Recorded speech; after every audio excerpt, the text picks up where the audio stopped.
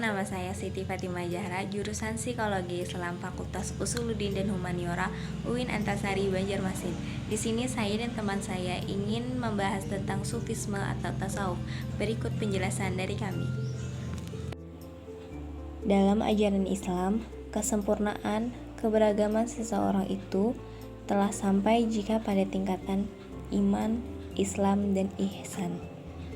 Iman melalui ilmu usuluddin, Islam melalui ilmu fikih, dan ihsan melalui jalan tasawuf atau sufisme.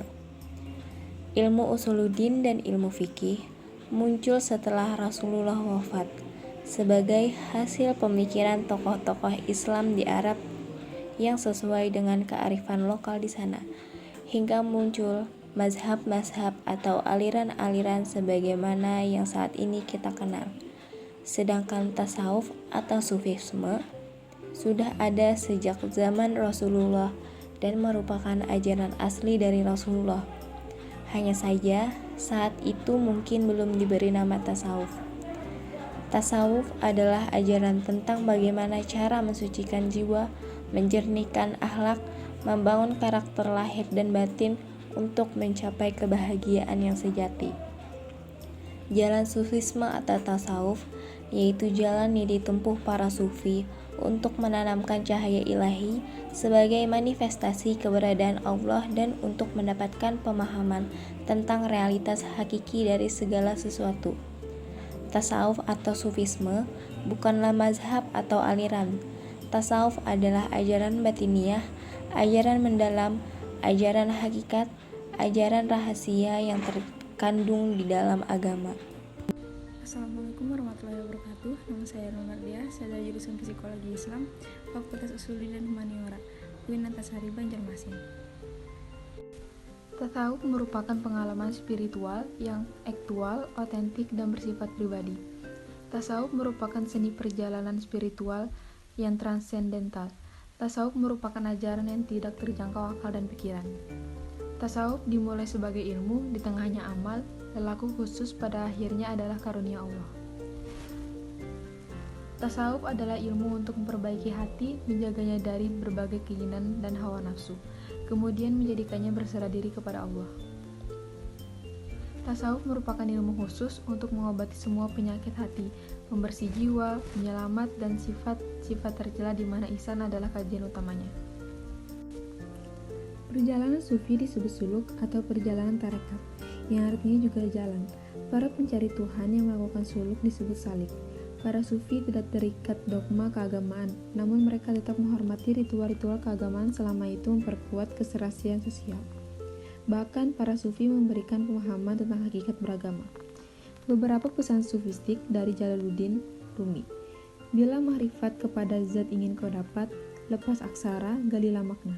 Bila kau bijak, ambillah mutiara dari cangkangnya, jangan terpaku pada kulitnya.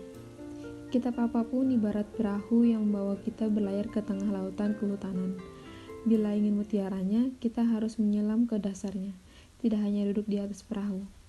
Lepas aksara, galilah makna, katupkan bibirmu, tutup matamu, sumbat telingamu. Tertawakan aku, manakala engkau tidak bisa melihat rahasia al-haq. Artinya, berzikir, bermeditasi dalam zikir Allah akan memperlihatkan cahayanya. Assalamualaikum warahmatullahi wabarakatuh. Perkenalkan, nama saya Pani Amalia dari Fakultas Usuluddin dan Humaniora, Prodi Psikologi Islam. Syariat adalah perahu, tarekat adalah lautan, hakikat adalah mutiaranya. Kita harus menyelam ke dasar kolbu untuk mendapatkan mutiaranya. Di dalam kolbu ada cahaya surga, rupa, dan dipuji setiap insan. Dengarkan suara di dalam hatimu. Rumi sudah melihat cahayanya, muka syafah, terbukanya hijab tanpa nafsu, kemudian dia mi'raj. Rumi mengucapkan selamat berpisah bagi mereka yang berhasil mi'raj. Imam Al-Ghazali mengatakan bahwa cahaya yang sejati adalah Allah, yang lainnya hanya sekedar mayaz, bayangan, sekedar pinjaman dari cahayanya. Melalui cahaya sejati inilah orang-orang arif mi'raj melakukan pendakian mayaz ke puncak hakikat, kemudian terbukanya hijab sehingga mereka melihat dengan musyahadah penyaksian secara langsung melakukan. Dan kami tunjukkan kepadanya dua jalan, akan tetapi dia tidak mau menempuh jalan yang mendaki lagi sukar. Tahukah kamu jalan yang mendaki itu? Sungguhnya kamu melalui tingkat demi tingkat. Cahaya di atas cahaya, Tuhan akan membimbing dengan cahayanya kepada cahayanya, bagi yang Dia kehendaki. Aku bukan tabir yang menutupi matamu, maka pandangan matamu menjadi tajam. Imam Al-Ghazali mengatakan pula bahwa secara garis besar tasawuf adalah tata cara untuk mencapai makna hakiki ajaran Islam.